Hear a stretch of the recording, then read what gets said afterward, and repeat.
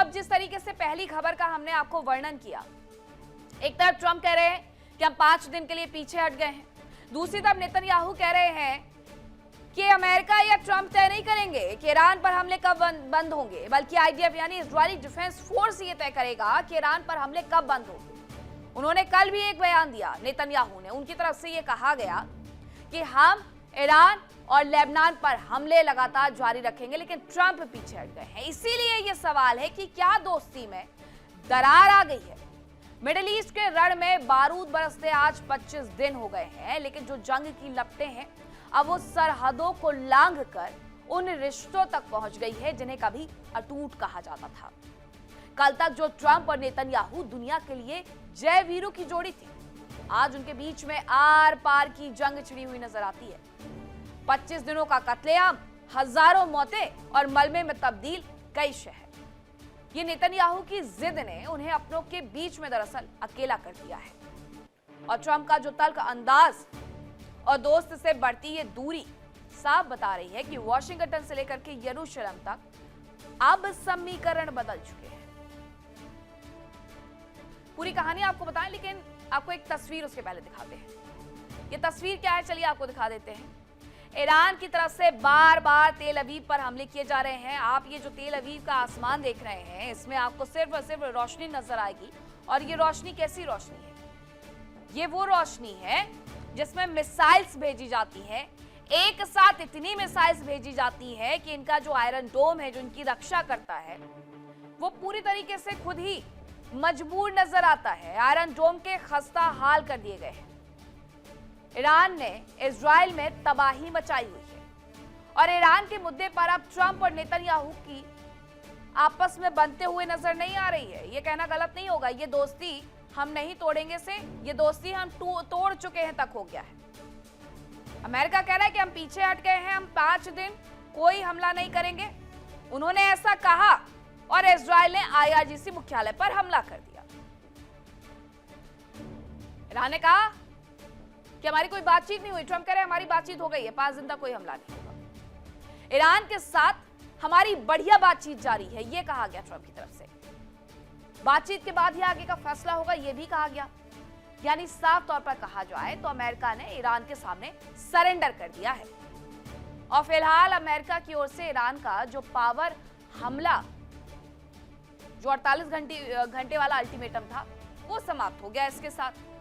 अब ये ट्रंप ने सरेंडर क्यों किया, जरा वो आप समझिएगा। अमेरिका ईरान पर हमला नहीं करेगा, ये तो कह दिया गया 5 दिन के लिए कि हम कोई हमला नहीं करेंगे।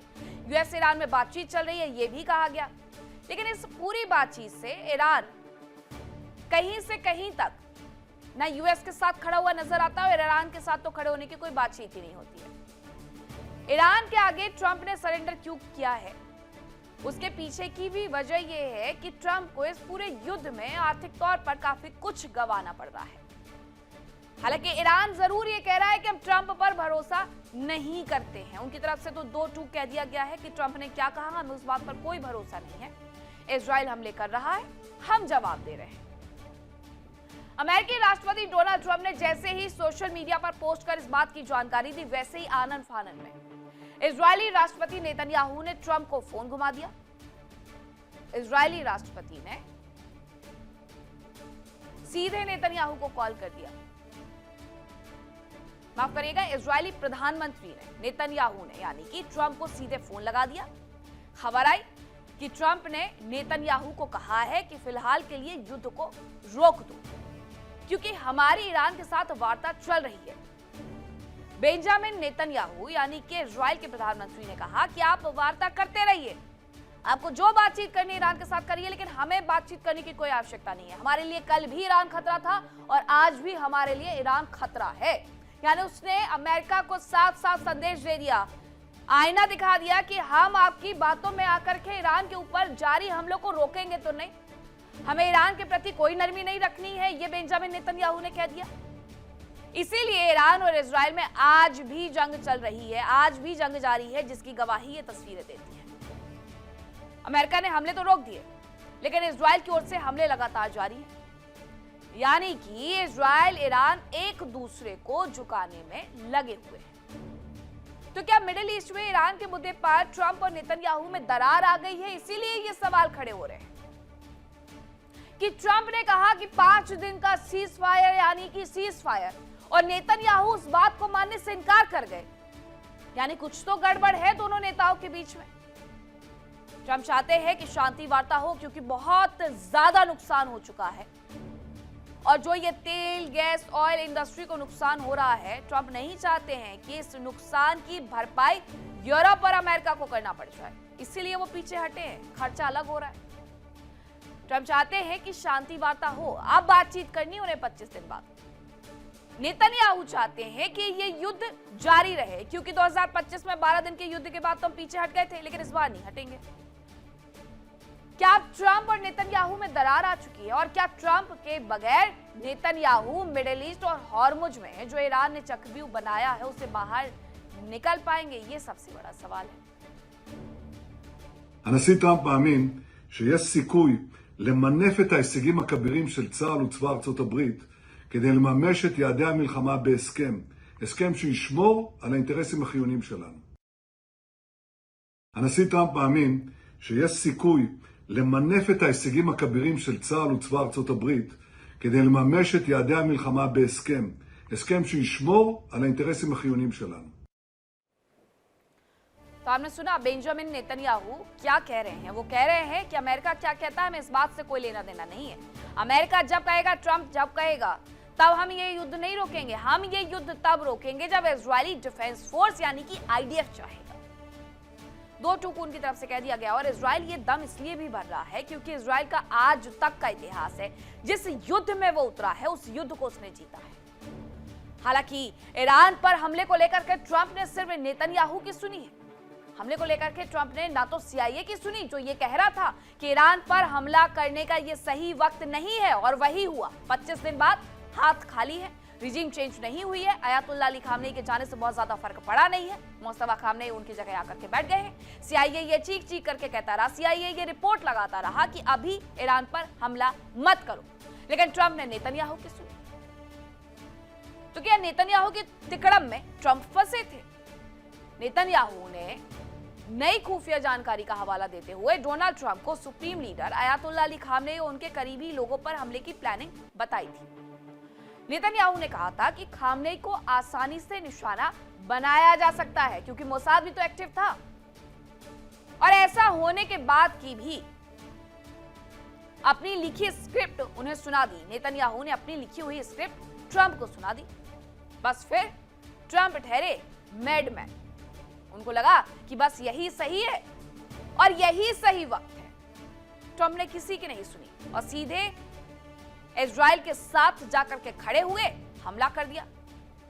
लेकिन पहले आपको बता दें कि मैडमैन आखिरकार क्या होता है और क्यों इसे मैडमैन कहा जा रहा है। ट्रंप का जो मैडमैन थ्योरी है, वो थ्योरी का सीधा सा मतलब है खुद को खतरनाक इंसान के रूप में पेश करना, जो वो ये कर रहे हैं।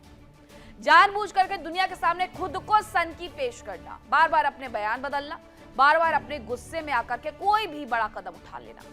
ट्रंप जानबूझ करके, ताकि ईरान खौफ में आ जाए और डर के मारे बिना लड़े ही अमेरिका की सारी शर्तें मान ले। लेकिन ये ठहरा ईरान जो कि अड़ गया है, जिसने सीधे ये कह दिया है कि जब तक भरपाई नहीं करोगे अब तब तक ये युद्ध हम भी समाप्त नहीं होने देंगे। ईरान के supreme leader Ayatollah Ali Khamenei को मारते समय अमेरिका और इजराइल ने खूब सपने सजोए।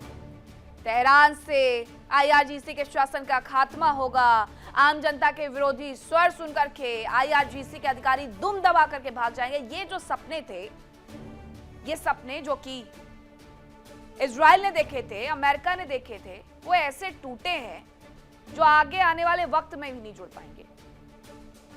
ईरान की गद्दी पर वेस्ट का पसंदीदा लीडर काबिज होगा, ये सोचा गया था ट्रंप की तरफ से, इजराइल की तरफ से, या यूं कह लीजिए कि वॉशिंगटन से ही तेहरान में सरकार चलाई जाएगी। लेकिन सारे सपने धरे के धरे रह गए। अमेरिकी राष्ट्रपति डोनाल्ड ट्रंप और इजरायली प्रधानमंत्री बेंजामिन नेतन्याहू ने कॉल पर जो नतीजे सोचे थे, जो सपने बुने थे, वो सब उधर गए और आरोप लगे कि बेंजामिन नेतन्याहू ने ही डोनाल्ड ट्रंप पर दबाव डालकर अयातुल्लाह अली खामनेई को मारने के लिए मजबूर किया और अमेरिका को जंग में घसीट लाए। हालांकि दोनों नेताओं ने इन दावों को पूरे तरीके से सिरे से खारिज कर दिया और वॉशिंगटन पोस्ट ने एक नई थ्योरी निकाल दी। वॉशिंगटन पोस्ट की तरफ से यह थ्योरी ये थी कि सऊदी अरब के प्रिंस की तरफ से ट्रंप को उकसाया गया। लेकिन सच ये था, जो आप ये तस्वीरें देख रहे हैं, ये युद्ध शुरू होने के पहले की आखिरी मुलाकात आप इसे कह सकते हैं, जो कि ट्रंप और नेतन्याहू के बीच में एक कमरे में हुई थी। 3 घंटे तक ये बातचीत चली थी।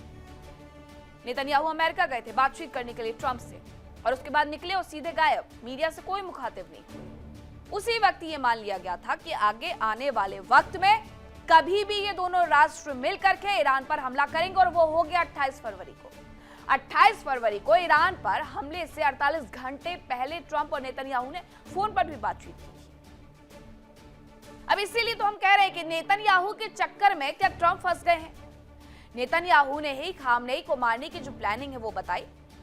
48 घंटे पहले ही नेतन्याहू ने कॉल करके जानकारी दे दी कि खामनेई को निशाना बना सकते हैं, और नेतन्याहू ने ट्रंप को हमले के लिए मजबूर कर दिया। और नेतन्याहू के ही दबाव में ट्रंप मान गए कि चलिए ठीक है, उठते हैं, हमला करते हैं। मजबूर हो गए और जाकर के हमला कर दिया। और रिपोर्ट्स ये कहती है कि ट्रंप और नेतन्याहू के बीच में बातचीत हुई फोन में। नेतन्याहू ईरान पर हमला करने और अयातुल्लाह अली खामनेई को मारने के लिए ट्रंप को मनाने में कामयाब रहे। ट्रंप ईरान पर सैन्य हमले के लिए तो राजी हो गए थे, लेकिन उन्होंने हमले की टाइमिंग को लेकर के स्थिति साफ नहीं की थी। अब बेंजामिन नेतन्याहू ने नई खुफिया जानकारी का हवाला दिया कि सिर काटने वाले हमले, यानी supreme leader Ayatollah Ali Khamenei और उनके करीबी लोगों को निशाना बना करके हमले कर दो, सब कुछ तबाह कर दो, ऊपर की लीडरशिप उड़ा दो, उसके बाद ईरान अपने आप घुटनों पर आ जाएगा। इजरायली नेता ने उस टाइमिंग पर जोर दिया कि जब खामनेई को आसानी से निशाना बनाया जा सकता था। बेंजामिन नेतन्याहू ने नई खुफिया जानकारी का हवाला देते हुए ट्रंप को supreme leader Ayatollah Ali Khamenei और उनके करीबी लोगों के खात्मे के लिए हमले की प्लानिंग बताई थी। ये जो आप तस्वीरें देख रहे हैं, ये उसी वक्त की प्लानिंग का नतीजा रहा कि अयातुल्लाह अली खामनेई के आवास पर उस वक्त पर हमला किया गया जब ईरान के रक्षा मंत्री, IRGC के हेड और अयातुल्लाह अली खामनेई, उनका परिवार उस घर में मौजूद था और वहां पर बाकायदा मीटिंग कर रहा था। लेकिन जो समय बताया गया और इसके साथ साथ जो जगह बताई गई, जो हमला हुआ, वो इतना सटीक था कि शाम तक ये खबर स्पष्ट हो गई कि अयातुल्लाह अली खामनेई नहीं रहे, और ये घोषणा भी अमेरिका की तरफ से की गई अयातुल्लाह अली खामनेई के मरने की, और ये घोषणा नेतन्याहू की तरफ से की गई। इजरायली नेता ने उस टाइमिंग पर जोर दिया कि जब खामनेई को आसानी से निशाना बनाया जा सकता था, और ये बिल्कुल सटीक वक्त था जब वो अपने घर पर मौजूद थे, अपने परिवार के साथ, अपने रक्षा मंत्री के साथ, IRGC के हेड के साथ, कि यहाँ पर निशाना बनाएंगे तो अयातुल्लाह अली खामनेई तो जाएंगे ही जाएंगे, और ऊपर की जो टॉप लीडरशिप है उसे भी हम निशाना बना देंगे। नेतन्याहू ने हमले के लिए कैसे मनाया था, अब जरा वो भी जान लीजिए। नेतन्याहू ने बताया था कि खामनेई मीटिंग करेंगे, और ऐसा हुआ। सीनियर नेता और अफसर इस मीटिंग में शामिल होंगे, और ऐसा ही हुआ। जैसा नेतन्याहू ने ट्रंप को बताया था वैसा ही हुआ। नेतन्याहू ने कहा कि शायद ही खामनेई को मारने का इससे बेहतर मौका मिले, क्योंकि बीच में ये खबरें आनी शुरू हो गई थी कि अयातुल्लाह अली खामनेई अब दुनिया के सामने नहीं आते हैं, अब लोगों के सामने नहीं आते हैं, छिप कर के कहीं से ऑपरेट कर रहे हैं, क्योंकि हमले की आशंकाएं दिन प्रतिदिन तेज होनी शुरू हो गई थी। इसीलिए नेतन्याहू ने कहा कि यही सही वक्त है जब वो बैठे हुए हैं, अपनी मीटिंग कर रहे हैं, अभी मार दो वरना मौका नहीं मिलेगा।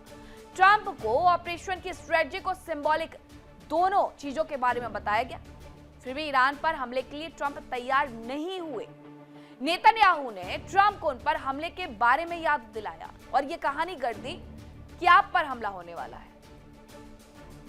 ईरान ने कथित तौर पर ट्रंप की हत्या की साजिशें रची थी, यही बात इन्होंने इन्हें याद दिला दी। इसके बाद ईरान पर हमले के लिए ट्रंप तैयार हो गए कि अगर हम हमला नहीं करेंगे तो हमें मार दिया जाएगा, इसलिए यह बेहद जरूरी है कि हम तक, हमारी गर्दन तक किसी की पकड़ पहुंचे, उसके पहले हम उसकी गर्दन उड़ा दें। और हुआ भी यही। अमेरिकी खुफिया एजेंसी सेंट्रल इंटेलिजेंस एजेंसी ने बताया है कि ईरान पर हमले के बाद भी तेहरान में रिजीम नहीं बदलेगी। यही कहा गया था CIA की तरफ से, और यही हो भी रहा है। रिजीम बदली नहीं है। CIA ने दावा किया था कि अगर अली खामनेई मारे गए तो उनसे भी कट्टर शख्स ईरान की सत्ता पर बैठ जाएगा, और ठीक ऐसा हुआ। इसका एक मतलब यह भी निकलता है कि डोनाल्ड ट्रंप ने CIA की बात को तरजीह नहीं दी, हमले का आदेश दे दिया। हमने ये खबर आपको विस्तार पूर्वक बताई भी थी कि CIA बार बार ये कह रहा था जब तीसरे दौर की बातचीत चल रही थी कि अभी ये सही वक्त नहीं है हमला करने का। लेकिन जब हमला हुआ तो पूरी दुनिया बहुत चक्की थी कि आखिरकार CIA की रिपोर्ट्स को किस तरीके से नकार दिया गया अमेरिकी राष्ट्रपति ट्रंप के द्वारा। क्या वो वजह रही होगी कि CIA की रिपोर्ट्स को पीछे धकेल दिया गया और आगे आकर के हमला कर दिया गया? हर व्यक्ति ये सवाल पूछ रहा था ट्रंप से। 28 फरवरी को तेहरान में सुप्रीम लीडर के कंपाउंड में यानी अली खामनेई के कंपाउंड में उनके अफसरों की मीटिंग हुई और इसी दिन अमेरिका इजराइल ने मिलकर के कंपाउंड पर हमला कर दिया, जिससे अली खामनेई, उनके परिवार के सदस्य और 40 से ज्यादा अधिकारियों की मौत हो गई। अली खामनेई के बाद उनके बेटे मुस्तफा खामनेई को नया सुप्रीम लीडर चुन लिया गया और ये वही व्यक्ति हैं जिस पर अमेरिका ने पाबंदी लगाई थी 2019 में। तो आप समझ जाइए कि रिजीम चेंज करने चले थे, एक और कट्टर शासक ले आएंगे। तो मुस्तफा को उनके पिता अली खामनेई से भी ज्यादा अमेरिका विरोधी माना जाता है और ठीक भी हुआ ऐसा क्योंकि मुस्तफा ने ईरान को और भी इसके बाद आक्रामक बना दिया है। ईरान के IRGC ने खूब मिसाइल का उपयोग किया, इसके बाद ड्रोन से भी तबाही मचा करके रख दी। उधर इजराइल ने भी तेहरान में कई ठिकाने पर हमले किए जिनमें रिहायशी इलाके भी शामिल हैं। इससे आम नागरिकों की सुरक्षा को लेकर के गंभीर सवाल खड़े हो गए।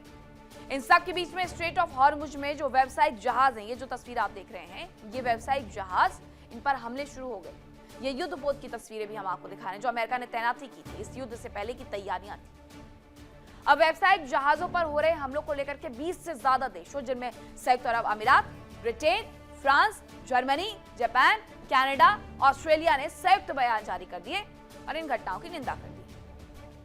ये समुद्री रास्ता लगभग बंद हो चुका है, जिससे वैश्विक व्यापार और ऊर्जा आपूर्ति पर बड़ा असर पड़ रहा है। जो आप ये खबरें सुनते हैं कि गैस की आपूर्ति कम हो रही है, डीजल पेट्रोल कभी भी खत्म हो सकता है, ये मिलना बंद हो सकता है। ये जो भ्रामक खबरें हालांकि भारत के लिए फैलाई जा रही हैं, वो एकदम गलत है क्योंकि भारत में आपूर्ति हो रही है, लेकिन ये भी सच है कि बाकी राष्ट्र इससे परेशान हैं। ईरान की सेना कमान खतम अल अनबिया के मुख्यालय की ओर से भी ये साफ कर दिया गया कि अब भी हॉर्मुज का कंट्रोल ईरान के पास ही है। वो फारस की खाड़ी और ओमान की खाड़ी के पानी को नियंत्रित कर सकता है। ये भी बताया गया कि अमेरिका ईरान में रिजीम चेंज करने की प्लानिंग कर रहा है और अमेरिका ईरान संसद के स्पीकर मोहम्मद बी गालिबफ को कॉन्फ्रेंस में लेने की कोशिश कर रहा है। हालांकि उन्होंने सिरे से इस बात को नकार दिया है। अमेरिका को यह लगता था कि गालिबफ ही एकमात्र नेता हैं जिसके माध्यम से ईरान में उसका हित साध सकते हैं। ट्रंप प्रशासन मोहम्मद बी गालिबफ को सुप्रीम लीडर के तौर पर भी देखना चाहते हैं। वही ईरान का कहना है कि उसने अमेरिका के साथ कोई बातचीत नहीं की और ये खुद स्पीकर ने भी इस बात से इनकार कर दिया है कि हमारी कोई बातचीत नहीं हो रही। इन सब के बीच में सीजफायर को लेकर अमेरिका के एक प्लान का खुलासा हुआ। अमेरिका ईरान के एक ऐसे कट्टरपंथी को अपने पाले में करना चाहता है जो आगे आने वाले वक्त में उसके लिए काम करे।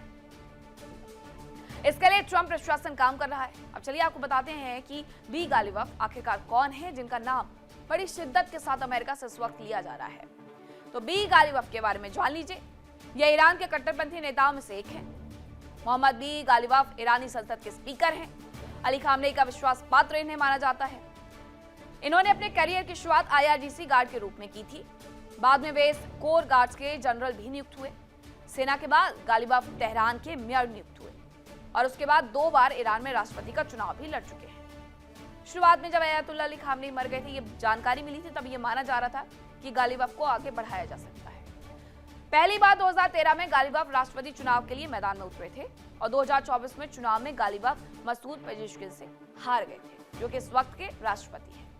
अमेरिकी सुरक्षा एजेंसियों का मानना है कि खामनेई से अलग हैं ये।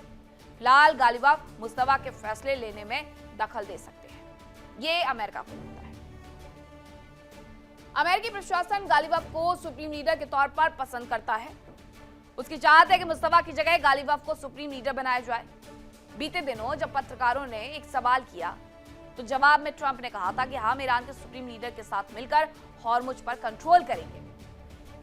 ट्रंप से जब इसको लेकर और ज्यादा सवाल पूछा गया तो उनका कहना था मैं ज्यादा कुछ नहीं बताऊंगा क्योंकि उसे मारा जा सकता है। यानी साफ है कि अमेरिका ईरान से हार रहा है, तो अब ईरान के अंदर से ही वो लड़ाई शुरू करवाना चाहता है। हालांकि जब अमेरिकी मीडिया में ट्रंप प्रशासन की गालिब से बात करने की खबरें तेजी से फैली तो गालिब खुद सोशल मीडिया पर सामने आए। एक पोस्ट के जरिए किसी से कोई बात नहीं होने का दावा उनकी तरफ से कह दिया गया। लेकिन कहते हैं ना कि धुआं तभी उठता है जब वहां पर आग लगी होती है, बेवजह कुछ भी नहीं होता है। कहीं ना कहीं इस बात पर चर्चा जरूर हुई होगी, तभी अमेरिका प्रशासन से लेकर के पूरी दुनिया में इसकी चर्चा हो रही है। उधर ट्रंप बातचीत और षड्यंत्र से गेम खेल रहे हैं और दुनिया के सामने शांति की बात कर रहे हैं। दूसरी ओर नेतन्याहू युद्ध ना खत्म करने की बात कर रहे हैं। तो क्या अब दोस्ती में दरार आ चुकी है और क्या अमेरिका और इजराइल में बात नहीं बनेगी? देखिए इंडिया डेली 24/7 अब आपके स्मार्ट टीवी पर। इंडिया डेली मौजूद है सभी डिजिटल प्लेटफॉर्म पर लाइव और लगातार। इंडिया डेली 24/7 हर दिन राष्ट्र को समर्पित।